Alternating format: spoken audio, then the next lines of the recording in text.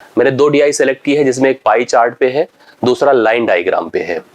आप इनका एहसास करिए, इनको रियलाइज करिए, इनके सभी स्थितियों को समझिए और हल करने की कोशिश करिए।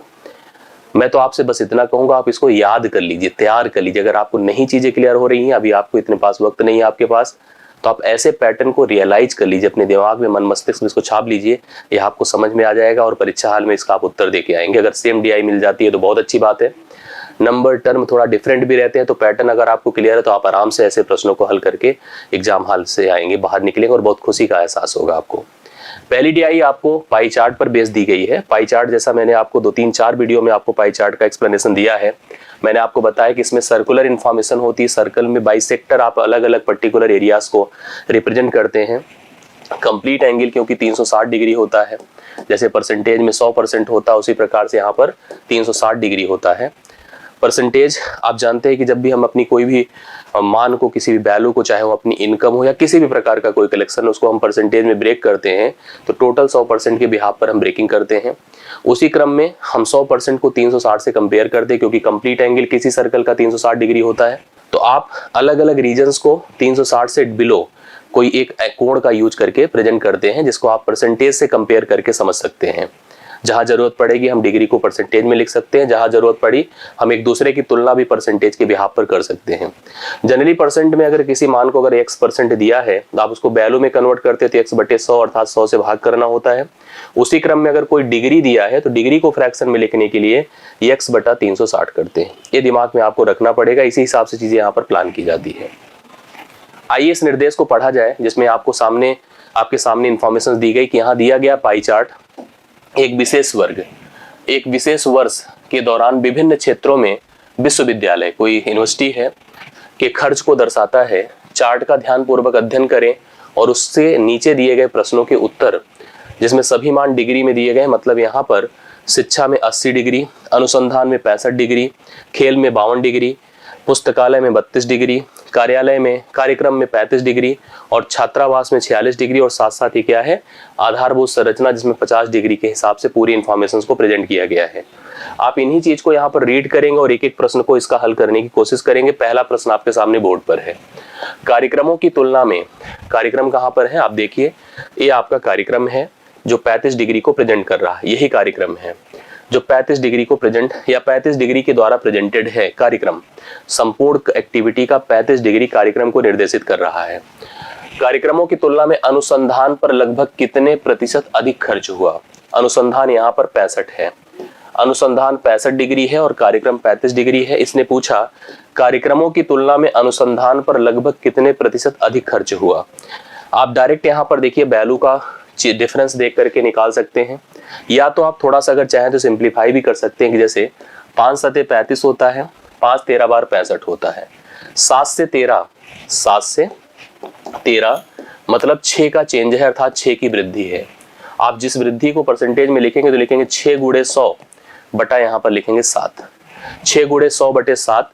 अब आप इसको कैलकुलेट करके देखिए कितना आ रहा है। जैसे हम लिख सकते हैं इसको 600 बटे 7, 7 से भाग करें 7 अठे 56, 7 अठे 56, 56 4 60 और 4 जीरो तो 7 पचे 35 होगा, 7 पचे 35, 5 जीरो 7 सते 49, 85 दशमलव समथिंग बढ़ रहा है।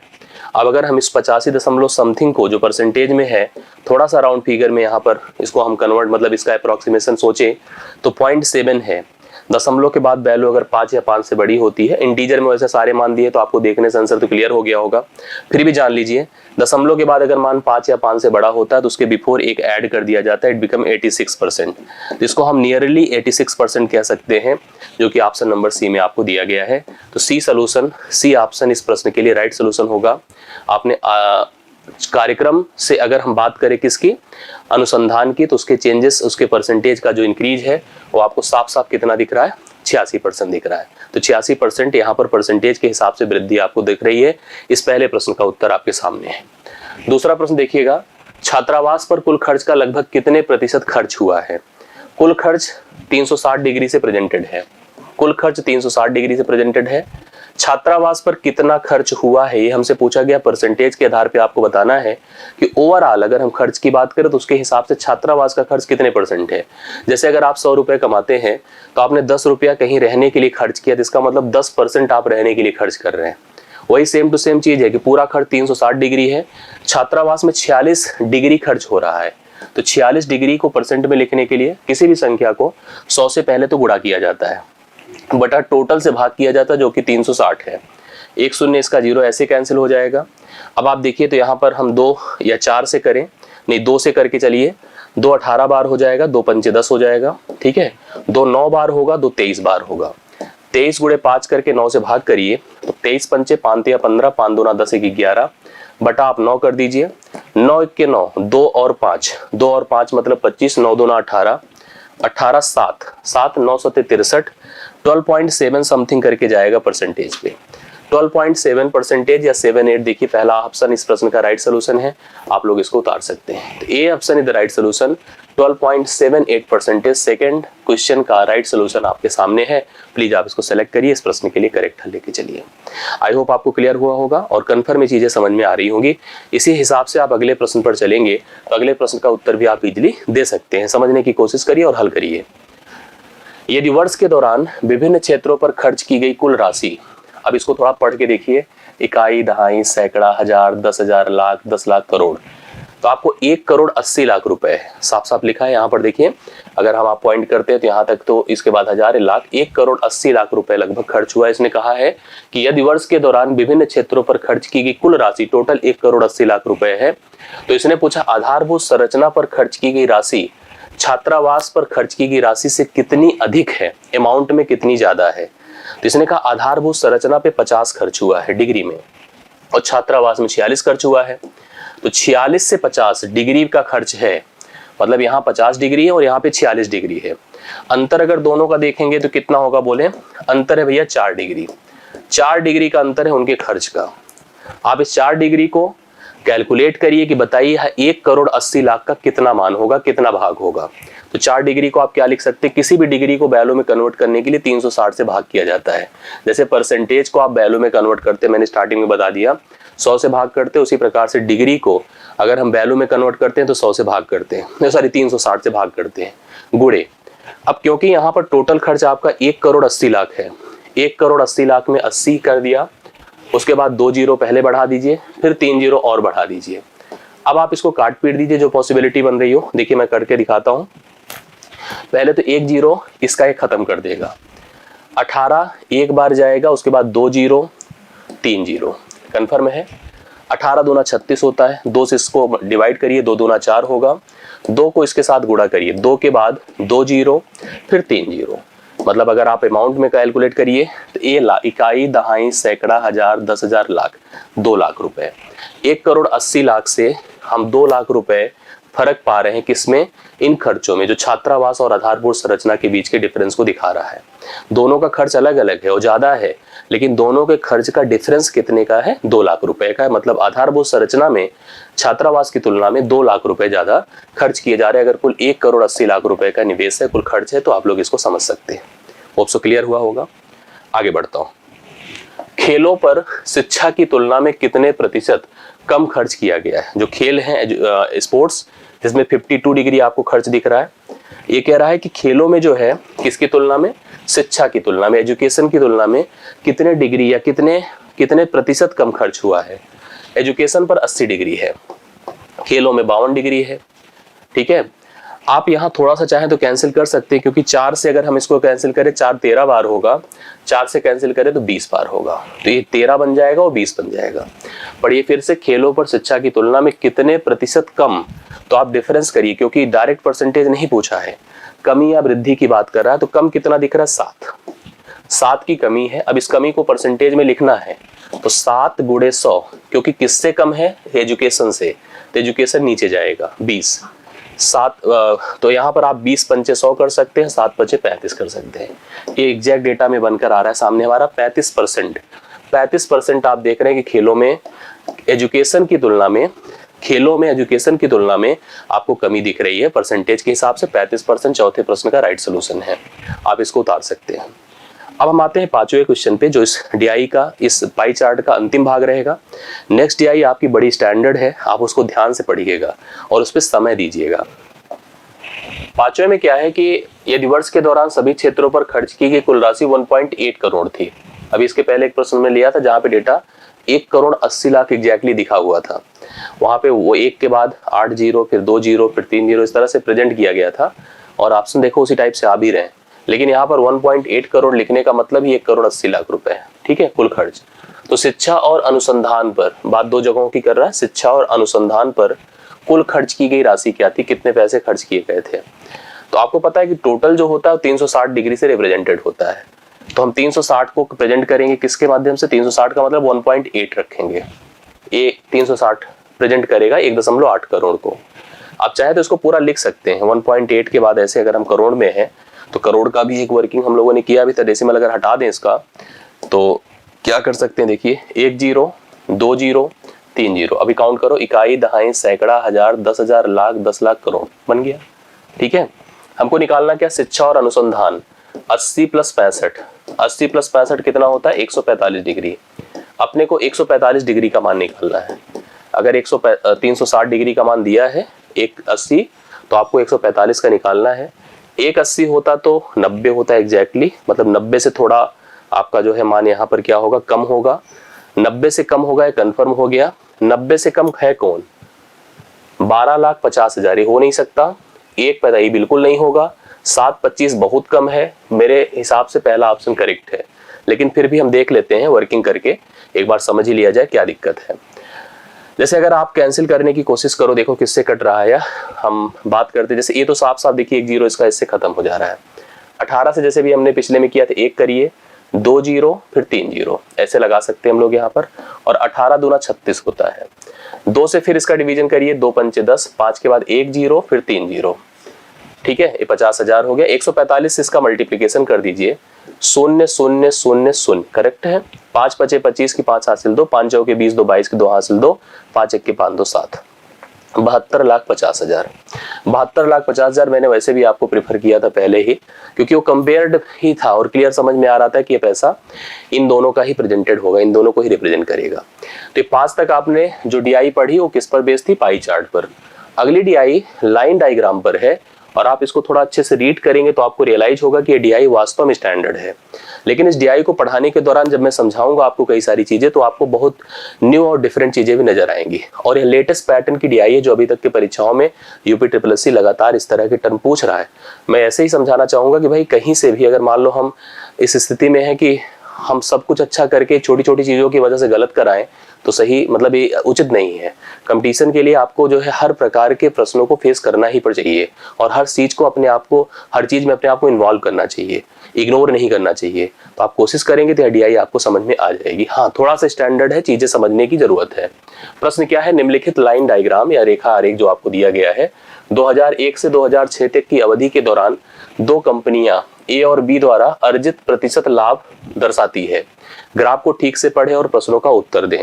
यहाँ पर जो आंकड़े दिए गए हैं 2 कंपनियों के बारे में बताया गया। कंपनी ए को ग्रीन कलर से, कंपनी बी को रेड कलर से दिखाया गया है, और प्रतिशत लाभ दिखाया गया 0 से लेकर 80% तक। अगर हम ग्रीन कलर वाली कंपनी की बात करें, 2001 में 45% लाभ है, 2002 में 50%, 60%, 45%, 70% और 45% का लाभ दिखाया गया है। इसी प्रकार से कंपनी बी 40%, 30%, 55%, 60%, 50%, फिर 50% के लाभ को कंपनी बी का भी दर्शाया गया अलग अलग वर्षों में। थोड़ा सा यहाँ पर प्रतिशत लाभ जो कंपनियां अर्जित करती है उसको आप समझने की कोशिश करो, एक्चुअली कैसे अर्जित करती हैं।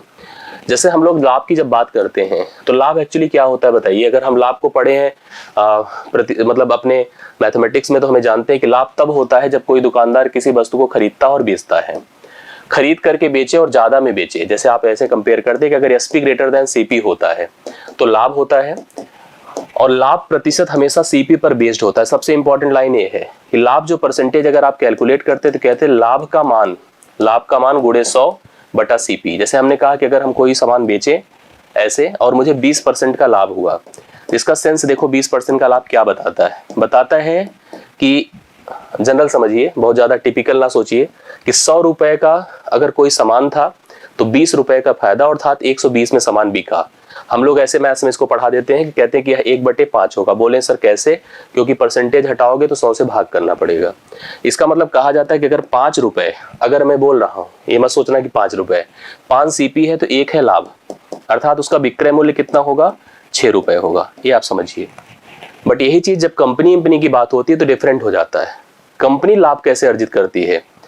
जैसे मान लो अगर किसी को सैलरी मिलती है, आप ध्यान से सोचिएगा, सैलरी मिलती है तो सैलरी में निवेश आपका कोई पैसा नहीं होता है, निवेश हमेशा समय होता है। 1 महीने आप काम किए और 1 महीने का आपको वेतन मिला, तो कंप्लीट लाभ है आपका, पूरी तरह से आपके लिए वो बेनिफिट है। मतलब 1 महीने के आपके एफर्ट के बदले आपको पैसे मिलता है।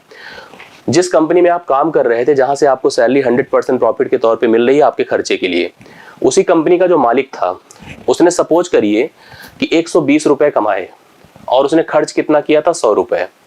तो यहाँ पर उसे नुकसान है, मतलब उसने 100 खर्च किया था और 120 रुपए कमाए, 120 रुपए ले लिया, तो इसका मतलब कंपनी घाटे में है, 20 रुपए के घाटे में है। स्थिति ये होगी, कंपनी ने कोई सामान बनाया, मतलब उस कंपनी ने कोई सामान बनाया और बना के सेल किया, तो बनाने में लागत सपोज करो 100 रुपए की लगी। लागत क्या है? 100 रुपए की, मतलब टोटल खर्च, लागत मतलब खर्च। और यही चीज यहाँ दुकानदार करता है। जो कास्ट प्राइस होती है, जो निवेश ही तो दुकानदार का होता है, और उसको बेचता है तो उसे बेनिफिट अर्थात फायदा होता है। अब कंपनी ने मान लो कोई सामान बना के सेल करने में पूरा मिला के एम्प्लॉइज से एवरीथिंग, सैलरी वैली सब देने के बाद 100 रुपए की लागत है, और उसने जो है 150 रुपए में सारे सामान को बेच दिया, मतलब यह उसका विक्रय मूल्य है। अब ध्यान से देखिएगा, तो यहाँ से 100 से 150, उसका 50 का बेनिफिट है अर्थात फायदा है, यही लाभ है। लेकिन लाभ का जो बेस होगा कौन होगा? खर्च होगा। जो खर्च, जैसे हम लोग यहाँ पर कहते हैं कि लाभ का जो बेस होता है वो क्रय मूल्य होता है, यहाँ पर लाभ का बेस हमेशा खर्च होता है। जितना आप खर्च करते हैं, जो आपका निवेश होता है, जो आपका इन्वेस्टमेंट है, वही आपके लाभ का बेस होता है। जैसे हम कहते हैं कि अगर यहाँ पर कंपनी ने 70% लाभ कमाए, कहीं पर अगर किसी कंपनी ने 70% लाभ कमाए, तो 70% क्या बताएगा पता है? पहली चीज यह 7/10 होगा, क्योंकि 70/100 लिख सकते हैं हम इसको। कहने का मतलब 10 यहाँ पर कंपनी का खर्च है और 7 रुपए कंपनी का क्या है बताइए? लाभ है। इसका मतलब कुल टर्नओवर कितने का हुआ होगा? 17 का। 17 का कुल टर्नओवर हुआ था, मतलब 17 रुपए कुल कंपनी के पास आए, जिसमें कंपनी ने 10 रुपए खर्च किया था और 7 रुपए उसने बचत किया था। ये स्थिति बनती है, इसको आपको समझना जरूरी है। हमारे इन प्रश्नों का यही नेचर अगर क्लियर हो जाएगा तो आपको प्रॉब्लम नहीं होगी। पहली बात दिमाग में रखिए कि जो कंपनी का बेनिफिट, फायदा या लाभ परसेंटेज है, वो खर्च पर आधारित होता है। वो खर्च ही एक प्रकार से क्रय मूल्य है। जैसे हम कहते हैं कि हमारा फायदा, अगर एक दुकानदार के तौर पर आप सोचे तो आपका फायदा क्या है? क्रय मूल्य से कितने ज्यादा आपको मिला है, हम उसको क्रय मूल्य को आधार बना देते हैं और उसी से परसेंटेज डिक्लेयर कर लेते हैं। जैसे अगर कोई दुकानदार किसी वस्तु को बेचता है, सेल्समैन बेचता है, तो जितने में बेचा, अगर उसको नहीं पता है कि उसको कितने में खरीदा गया था, तो उसे डिसाइड नहीं कर सकता कितने % का फायदा हुआ है।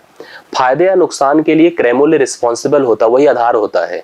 उसी प्रकार से यहाँ पर हमें समझना चाहिए, कंपनियां जब फायदा अर्जित करती हैं तो फायदा कंपनी के लागत अर्थात खर्च पर निर्भर करता है। खर्च ही उसका बेस होता है। अब यहाँ पर मैंने 2-3 बातें बता दी। अगर किसी कंपनी ने कुछ बेनिफिट, जैसे मान लीजिए हम जो प्रश्न पढ़ रहे हैं, यहाँ वाला लिखा है कि 2005 में कंपनियां दोनों ए और बी की आय का अनुपात 3:4 है। मतलब इनकम जो टर्नओवर आ रहा है, टोटल टर्नओवर। आप देखिए आय क्या होती है, इसका आय कैसे डिस्ट्रीब्यूट किया जाता है? 2 चीजों में, एक तो खर्च में और बचत में। खर्च और बचत, बचत ही फायदा है, और खर्च जो होता है वो आपका ये बताता है कि आपने कुल कितना निवेश किया था, इतने पैसे आपके बढ़ के आए। यही तो होता है ना भाई, हमने मान लीजिए किसी कंपनी को बनाने में 100 रुपए खर्च किए, लेकिन हमको मिला कितना? 150। वो मेरी टर्नओवर है, वही मुझे मिला है, तो फायदा कितने का है? 50 का। यही चीज यहाँ पर समझना होता है कि हमारी जो फायदा, हमारा जो लाभ परसेंटेज होता है, वो किस पर निर्भर करता है? खर्च पर निर्भर करता है। इस कंपनी, यहाँ पर 2005 की हम बात कर रहे हैं इस साल, और दोनों कंपनियां ए और बी की जो आय है क्रमशः 3 और 4 के अनुपात में है। मतलब अगर यह 3 रुपए कमाता है तो यह 4 कमाती होगी। दूसरी, पहली और दूसरे के बीच दिया हुआ है। हमको लाभ का परसेंटेज दोनों का पता है, इसका 70%, इसका 50% है। दोनों के व्यय अर्थात खर्चों का अनुपात बताना है। अब आप ऐसे समझिए, अगर कंपनी ये 70% ही तो है, 70% का बेनिफिट पा रही है, इसका मतलब 7/10 से इसको प्रेजेंट किया जाएगा। क्यों? क्योंकि 70/100 कर दीजिए, तो कहा जाएगा 10 उस कंपनी का क्या है? खर्च है। 10 खर्च है, 7 उसका लाभ है, और 10 और 7 को जोड़ दीजिए, 17 उसका टोटल टर्नओवर रहा होगा, 17 कुल उसकी आय रही होगी। 17 कंपनी ने कुल पाया है, अर्जित किया है, लेकिन 10 उसमें से खर्च निकल गया और 7 उसका बचत हो गया। ये हमको बताना है। तो हमको यहाँ पर क्या किसका डिफरेंस, उनके व्यय, उनके खर्चों का ही अनुपात बताना है। देखिए कंपनी ए था, कंपनी बी है। कंपनी ए की जो इनकम है वो 3 के अनुपात में है। कंपनी का व्यय बताइए, क्योंकि हमें व्यय के हिसाब से डिक्लेयर करना है। आप यहाँ खुद ही देख ले, व्यय कितना है 10, टोटल यहाँ पर टर्नओवर कितना है 17। इसी प्रकार से बी के पास चले जाइए, उसकी आय कितनी है 4। अब यहाँ 50% है तो 50% मतलब 1/2 होता है। अब कंफर्म कर लीजिए, 2 उसका खर्च है और 1 उसका लाभ है। टर्नओवर क्या रहा होगा 3 उसकी कुल आय रही होगी। तो क्या हमको बताना है, खर्च बताना है। खर्च कितना है 2 और कुल आय कितनी थी 3। इसी को आप सॉल्व कर दें, क्लियर हो जाएगा कि यहाँ पर किस रेशियो में यहाँ पर उनके व्यय थे। तो इसको डिसाइड कैसे किया जाएगा आप देखिए, तो यहाँ समझ में आएगा। जैसे मैं इसको क्या लिख सकता हूँ, 3 × 10/17 और यहाँ पर यह 3 चला जाएगा ऊपर और 4 × 2 रह जाएगा नीचे। अब आप इसको जितना सिंप्लीफाई हो सके कर दीजिए, आपका आंसर कंफर्म हो जाए। क्योंकि आपको पता है 3 × 10 था, 17 नीचे, 4 × 2 रह जाएगा, 3 ऊपर चला जाएगा। काट सकते हैं जितना काट दें, जैसे 2 पंचे 10, ठीक है, 3 × 9 = 45 ऊपर हो गया और नीचे 17 चौके 68 हो गया। 45:68 का अनुपात, सी ऑप्शन राइट सोल्यूशन है।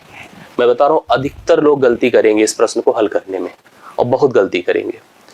आपको अगर समझ में आया हो तो आप मुझे जरूर बताना कमेंट करके, ठीक है। एक बार कंफर्म कर लीजिए फिर से, जो मैंने बताया 70% आय अगर यहाँ पर लाभ है उसको, तो 70% मतलब 7/10, 10 उसका खर्च है, ठीक है, 7 उसका लाभ है, 17 उसकी आय है। मतलब हम कंपनी के तौर पर 17 कमाए हैं, बट जितना कंपनी कमाती है उसका लाभ नहीं होता सब, जितना हमारे पास आता हमारा फायदा नहीं है। उसमें पहले देखता हूँ कितना मैंने खर्च किया था। दुकानदार के पास जो, जैसे हम कोई सामान खरीदते हैं दुकानदार को दे देते हैं पैसा, ठीक है। अगर आपने पेन खरीदी है 15 रुपए में दुकानदार से, तो सोच लिया कि क्या 15 उसको कुल बचा है, नहीं। 15 में पहले वो चेक करेगा उसने खर्च कितना किया था इसके लिए, 12 रुपए, ठीक है। तो 3 रुपए उसका फायदा है, ये समझना होता है। तो यही चीज यहाँ पर भी है कि 70% लाभ है तो 7/10 अर्थात 10 खर्च है और 3 उसका लाभ है, 17 उसका कुल आय है। इसी प्रकार से 50% क्या बताएगा, 1/2 जो 50/100 होता है। 2 खर्च है, 1 लाभ है, 3 कुल आय है। अब इनके व्ययों का अनुपात बनाना है, कैसे बनेगा देखिए। इनकम टोटल, इसकी आय का अनुपात क्या थी 3 और व्यय का रेशियो देखिए 10/17 क्यों लिखा, क्योंकि 10 खर्च था, टोटल 17 इनकम थी, तो 10/17 कर दिया। ऐसे इसका अनुपात 4 में था, 4 लिखा, गुणे इसका खर्च 2 था, 2/3 कर दिया। जब कैलकुलेट किया प्रॉपर तो 45:68 आ रहा है। मुझे पूरा भरोसा है कि अगर आप इसको अच्छे से देख लेंगे एक बार ना, तो आपको क्लियर हो जाएगा। और मैं आपको सजेशन भी दे रहा हूं कि देख लेना जरूर, मेरा ना समझ में आया कहीं और देख लेना, लेकिन देखना जरूर। मतलब ऐसे प्रश्न हल करके जाना, क्योंकि इस पर पैटर्न बन रहा है, ऐसे प्रश्न आपसे पूछे जा रहे हैं। तो इसका दूसरा क्वेश्चन देखिएगा, क्लियर हो जाएगा। क्या बोला है कि यदि 2005 में दोनों कंपनियों की आय समान थी, आय मतलब उनका टर्नओवर सेम था, जो उनको इनकम मिल रही वो सेम था। 2005 में कंपनी ए के व्यय का कंपनी बी के व्यय के साथ अनुपात क्या था, मतलब उनके खर्चों का अनुपात पूछा गया है। क्योंकि हम उसी साल हैं और सेम परसेंटेज फॉलो किए जाएंगे, तो आपको ये कंफर्म है कि 70% 7/10 होगा। मतलब 10 खर्च है, 7 उसका लाभ है और इनकम कितनी रही होगी 17, टोटल टर्नओवर 17 था। ये ए की बात थी। इसी तरह से बी का अगर सोचो तो 50 है, जो कि 1/2 होगा। तो 2 खर्च है, 1 लाभ है, हाँ, और 3 क्या रहा होगा, आय रहा होगा, 3 आय थी। अब आप पूरी बात को अच्छे से समझिए और क्लियर करिए। जैसे हमसे पूछा उनके व्ययों का अनुपात बनाना है, इसका भैया व्यय कितना है 10 और इसकी कुल इनकम कितनी थी 17, ठीक है। 10/17 कर दीजिए और बटे कर दो, क्योंकि हमें रेशियो फाइंड करना है तो कंफर्म हो जाएगा। यहाँ पर इसका खर्च कितना है 2 और इसकी इनकम कितनी है 3 है। अब क्योंकि अब देखो इसको हम ऐसे क्या लिख सकते हैं, 10/17 गुणे 3 ऊपर चला जाएगा, 2 नीचे, 2 पंचे 10, 5 या 15/17 हो गया। 15:17 देखिए इस प्रश्न का राइट सोल्यूशन आ गया, जो कि पहले ही ऑप्शन में आपको दिया गया है, ठीक है। क्योंकि उनकी इनकम सेम थी तो उनके खर्चों का खर्च यहाँ पर 10/17, क्योंकि 10 और इनकम कितनी थी 17, 10/17। ऐसे यहाँ खर्च 2 और आय कितनी थी 3, तो 2/3 कर दिया। दोनों को प्रॉपर हल कर दिया तो आपका आंसर कितना आ रहा है 15:17। तो दूसरे प्रश्न का हल हो चुका है आपके सामने 15:17, जो कि ऑप्शन नंबर बी ए में दिया हुआ है। आइए इसका थर्ड क्वेश्चन किया जाए। क्या बोला है, 2002 में कंपनी बी, हम 2002 हैं और कंपनी बी रेड से है, जो कि 30% को प्रेजेंट कर रही है, का व्यय 200 करोड़ था मतलब जो खर्च था वो 200 करोड़ था। तो इस समय इसकी इनकम क्या थी? ये तो सबसे आसान स्थिति है इसकी। 30% को 3/10 लिखिए, लिख सकते हैं। तो इसको क्या कहेंगे? ये खर्च है, हाँ, यह आय है, और 10 और 3 जोड़ दीजिए, 13 क्या हो जाएगा? सॉरी, आय नहीं है, यह लाभ है, ऐसे मिस हो जाएगा, ये लाभ है। और 10 और 3 जोड़ दिए, 13 कुल क्या होगा? 13 कुल आय होगी। अपने को खर्च दिया है, खर्च दिया है जो कि प्रेजेंटेड कैसे है? 10 से। 10 यहां खर्च को दिखा रहा है। 10 बराबर एग्जैक्टली कितना है? 200 करोड़। लिख दो 200। आपको निकालना क्या है? आय। आय कितना है? 13। शून्य खत्म, 13 दूना 26, 260 करोड़। D option. ये तो बहुत आसान था, आपने कंफर्म कर दिया। मेन इसमें यही है कि आप जब परसेंटेज देखते हैं फायदे का, उसी को देख के अगर कोई कंफ्यूज है तो खत्म है। बहुत लोग के मन में कंफ्यूजन आएगी, 70% लाभ है, अरे 70% लाभ है, 30% हानि, ये सब सोच के जैसे अगर कोई करेगा सब खत्म हो जाएगा। जब मैं कहूंगा कि मैं कंपनी की तरह सोच रहा हूं, अगर मैंने 30% फायदा कमाया है तो 30% फायदे का मतलब ये होता है कि 30 रुपए, ध्यान से समझिएगा, यही सबसे इंपॉर्टेंट इसमें डेप्थ है। मतलब मेरा 100 रुपए कुल खर्च था तो 30 रुपए मैंने कमाए हैं। 130 रुपए मेरी दुकान में आए होंगे, मेरी कंपनी में आए होंगे, यही अगर समझ लिया तो कंफर्म है। अगर आप एक दुकानदार की तरह सोचिए, हमको जो पैसे मिलते क्या मेरे फायदे? नहीं। फायदा जैसे किसी को सैलरी, आप उसी दुकान में काम करने वाले व्यक्ति को जब सैलरी देते हैं महीने में तो उसका एग्जैक्ट फायदा है, लेकिन जो दुकानदार को मिलता है that is not exact benefit. वो कभी कभी नुकसान भी होता है, ये भी आपकी स्थिति समझिए। जो उसके पास पैसे हैं दैट्स उसका टर्नओवर, उसको आप उसका टर्नओवर कह सकते हैं, उसकी इनकम कह सकते हैं। इनकम कभी लाभ नहीं होता है। इनकम पहले खर्च को हटाता है, तब देखता है उसका फायदा क्या है। तो इसलिए कभी भी जो कंपनियों के आधार पे लाभ का परसेंटेज होता है वो आपका हमेशा और हमेशा याद रखना कि वह जो है खर्च पर आधारित होता है। इसीलिए 30% का लाभ मतलब 3/100 मतलब 3/10, सॉरी 30/100 मतलब 3/10।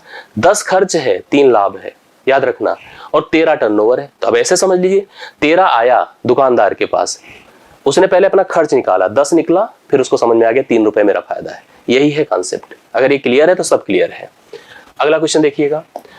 2001 में कंपनी ए और बी के व्यय समान थे, मतलब खर्च समान थे, ठीक है। 2001 में कंपनी ए और बी के व्यय समान थे, एक है, और यहाँ कंपनी ए और बी के व्यय को हम कंपेयर कर सकते हैं। कैसे कर सकते हैं? ए लाभ है 45, 45 क्या होता है? 45/100 लिखें, 9/20 होता है, इससे लिख सकते हो।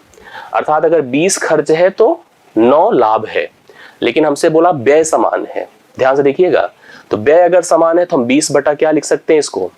20/29, क्योंकि टोटल टर्नओवर क्या है? टोटल टर्नओवर 29 होगा। दूसरा इसकी बात करें, 20 दूना 40, 20 पंचे 100, 2/5 है। यहाँ पर क्या है? 40%, 2/5 है। मतलब 5 अगर हमारा खर्च है तो 2 हमारा लाभ है, और 7 हमारी टोटल इनकम है। 7 हमारी टोटल इनकम है। यहाँ पे इसने कहा व्यय समान है दोनों के, ए का और बी का, तो हम यहाँ से उनकी इनकम का रेशियो बता सकते हैं। ए की इनकम ए है, बी की भी इनकम बी है। ए अपने खर्च बनाया, बी भी अपने खर्च बना रहा है, 5/7 कर दे। ये समझ में आया कैसे हुआ? इसका खर्च 20 था टोटल 29 में से, और इसका खर्च 5 था टोटल 7 में से। यही किया, और ए बी को हम प्रॉपर अगर मैनेज करें 5 चौके 20 कर सकते हैं। बी को अगर इधर लाएं तो ए अनुपात बी 29/7 चौके 28 होगा। ये उनकी आय का अनुपात है, दोनों की आय का अनुपात 29/28 है। क्यों ऐसा हम सोच रहे हैं? इसलिए सोच रहे हैं क्योंकि दोनों कंपनियों की कुल आय 342 करोड़ थी। टोटल कितनी थी? 342 करोड़ थी। 2001 में दोनों कंपनियों का कुल लाभ कितना था? बढ़िया है। तो सबसे पहले भैया यहाँ पर आप ऐसा करिए कि उनकी इनकम पहले डिसाइड कर लीजिए, तब लाभ आप सोचिए। हमारे पास आय का अनुपात दिया है, बना लिया हम लोगों ने। हम इन दोनों को अगर जोड़ें तो 57 आएगा। जैसे कभी आपको आय का अनुपात दिया है और टोटल आय दी गई है, तो हम इंडिविजुअल आय भी निकाल सकते हैं, अलग अलग आय भी निकाल सकते हैं। तो अनुपाती पदों को जोड़ दिया 57, और इसकी तुलना अगर हम 342 से करेंगे तो 1/6 होगा, 6 बार जा रहा है। यहां से हम किसी एक की आय निकाल सकते हैं, जैसे पहले की चाहे निकाल दो चाहे दूसरे की निकाल दो। अगर हम पहले एक ही आय निकालें तो हमें 29 का मान निकालना पड़ेगा। एक का मान निकला है 6 9 54, 6 दूना 12, 12 5 17, 174 करोड़ है कंपनी ए की आय। 174 करोड़ में वह खर्च कितना करता है? ऐसा क्यों मैं सोच रहा हूं? क्योंकि दोनों के खर्च समान हैं। जितना खर्च ए करेगा उतना ही खर्च बी करेगा। ए कमाता कितना है 174 करोड़, जैसे 342 दोनों मिलके कमाते थे, क्योंकि देखो खर्च भले मतलब खर्च यहां भले समान है लेकिन आय समान नहीं है। क्यों? क्योंकि इसकी आय अगर 29 है तो इसकी आय 28 है और टोटल आय 342 है। तो ए की आय निकल गई 174 करोड़। हम चाहे तो बी की आय तुरंत 342 से घटा दें तो बी की आय आ सकती है, बट अपने को जरूरत नहीं है क्योंकि हमें खर्च पता चल जाए, बस हम टोटल फायदा बता देंगे। आय में से खर्च निकाल दो, फायदा क्लियर है। यही तो होता है ना, जितना आया उसमें से खर्च गया तो हमें फायदा कंफर्म हो गया। तो यहां से ए का खर्च क्या होगा, बोले ए का खर्च, और जो ए का खर्च होगा वही बी का भी खर्च होगा। खर्च है क्या, देखिए ए है 20/29, तो लिख दीजिए 20/29 गुणे 174। ठीक है, करिए कितना बार जाएगा, 6 बार ना, 6 बार, और 6 20 छक्के 120। 120 करोड़ इसका खर्च था ए का। अगर 120 करोड़ इसका था तो 120 करोड़ उसका भी रहा होगा, क्योंकि इसने साफ साफ लिखा तो दोनों के व्यय समान थे। तो 240 करोड़ ये लोग खर्च करते हैं दोनों मिलकर के। टोटल अगर आय 342 करोड़ है, 342 करोड़ टोटल इनकम है और 240 करोड़ का खर्च है, तो 240 घटा दीजिए, 201 102 करोड़ का लाभ है। डी ऑप्शन, 102 करोड़ का बेनिफिट यहां पर आपको दिख रहा है, जो इस प्रश्न का सबसे अच्छा तरीका हो सकता है। अच्छे से आंसर भी आप क्लियर कर सकते हैं। आप एक बार ध्यान से देखेंगे तो कंफर्म समझ में आएगा, नहीं आए तो कम से कम 2-3 बार देखना, लेकिन मेरा सजेशन है कि जरूर देखना और जरूर करना, तैयार तो जरूर कर लीजिएगा। ये लेटेस्ट पैटर्न के क्वेश्चन है जहां कंफ्यूजन सबको है, कंफ्यूज ना होइए, पढ़िए 1 बार 2 बार 3 बार, इसको आपको क्लियर हो जाएगा। और मैं इसको प्रॉपरली आपके सामने जैसा हो सकता था उतना उचित मैंने समझा दिया है। अगला देखिए, 2003 में कंपनी ए का व्यय 200 करोड़ था। 2003 में हम चलते हैं, सबसे पहले कंपनी ए की बात करते हैं जो ग्रीन कलर से है, जिसका लाभ पता है 60%, लेकिन दिया है व्यय। ठीक है, तो सबसे पहले इसको 60% को लिखो 60/100, तो आएगा 3/5, मतलब 5 खर्च है, 3 क्या है, लाभ है। तो टोटल यहां पर टर्नओवर कितना रहा होगा, 8 कुल आय थी। समझ रहे ना। अब क्या क्या कर सकता हूं सोचिए, क्योंकि व्यय दिया था 200 करोड़, व्यय दिया था 200 करोड़ और व्यय यहां कौन है, 5 है, तो 5 बराबर मैं लिख सकता हूं 200, और चाहूं तो मैं यहां पर कुल आय निकाल दूं। और क्यों निकाल दूं, क्योंकि जरूरत है, आगे पढ़िए तो समझ में आएगा। आप पढ़ेंगे तो लिखा है 2003 में कंपनी ए की आय, मतलब अपने को जरूरत है 2003 की ए की आय, 2003 में ए की आय, और 2003 में ए की आय प्रेजेंटेड है 8 से, खर्च प्रेजेंटेड है 5 से, जिसका मान 200 है। तो 8 का मान बोलो क्या होगा, 5 चौके 20, 40 अट्ठे 320, 320 इसकी कुल आय थी। 2003 में कंपनी ए की आय कितनी थी, 320 करोड़ थी, जिसमें 200 करोड़ वह खर्च करता था, 120 करोड़ उसका फायदा था। अब आगे बढ़िए, 2003 में कंपनी ए की आय, मतलब यहां तक तो अभी हमें कोई डाउट नहीं, यहां तक कंफ्यूजन खत्म है। 2006 में उसके खर्च के समान थी, 2006 यहां पर है, और उसी कंपनी की बात कर रहा ए की, जिसका लाभ है 45%। 45% मतलब 9/20, 45% मतलब 9/20, अर्थात 20 है खर्च और 9 है लाभ। जिसने बोला है, और 20 और 9 को जोड़ दीजिए तो 29 है यहां पर कुल आय। 29 क्या है, कुल आय। इसने हमसे कहा जो कंपनी 2003 में, मतलब कंपनी 2003 में जितनी उसकी कुल इनकम है, जितनी उसकी कुल इनकम है, उस 2006 में उसी कंपनी की कुल, मतलब उस कंपनी के खर्च के समान थी। 2006 में जितना कंपनी खर्च करती थी उसके बराबर करती थी, जितना वहां पर टोटल कमाती थी उतना तो यहाँ खर्च कर देती है। यहाँ की हमको आय बतानी है, तो आइए बता देते हैं। सबसे पहले इसका खर्च 20 है, जो इसके बराबर है 320 के, और निकाला अपने को क्या है, आय, अर्थात 29 का मान। 0 16, 16 9 क्या होता है, 144 की 4 हासिल 14, 16 दूना 32, 32 14 कितना हो जाएगा, 32 10 42, 32 14 42, एक बार फिर देखिए 16 9 144 की 4 हासिल 14 हो गया, और 16 दूना 32, 32 10 42 4 46, 46, 464 करोड़। ए है बी ऑप्शन। ए उस समय उसकी कुल क्या थी, आय थी, क्योंकि उसका खर्च इसकी आय के बराबर था। तो इसका आय यहाँ पर 320 था, उसका आय वहां पे उसका खर्च 20 था, तो 20 बराबर 320, और कुल इनकम इसकी 29 है, तो 29 बराबर 464 करोड़, जो कि बी ऑप्शन में आपको दिया गया है। ये आज की डीआई थी दोनों, और डीआई लेटेस्ट पैटर्न पे थी। जितने प्रश्न आपको आज के डेट में दिख रहे हैं यूपीएससी कमीशन में, उसी के आधार पर मैंने इस डीआई का सिलेक्शन किया था। अगर आप ध्यान से देखेंगे तो इन दोनों डीआई को अच्छी तरह समझ पाएंगे, और ये आपकी जरूरत भी है। अगर आप इसको समझते हैं तो आपको कॉन्फिडेंस देगा। एक बार अच्छे से नहीं समझ में आता है 2-3 बार इसको रिवाइज करें और अच्छे से क्लियर करें। भरोसा है मुझे 80% आपको देखने से समझ में जरूर आ जाएगा। तो आज जैसी डीआई आपने पढ़ी है, इस पैटर्न की डीआई को पढ़ने हमारी जरूरत है। अच्छा लगा तो वीडियो को लाइक और शेयर जरूर कीजिएगा। आप हमेशा के लिए कनेक्टेड रहिएगा, डे बाय डे की एक्टिविटी में इन्वॉल्व रहिएगा।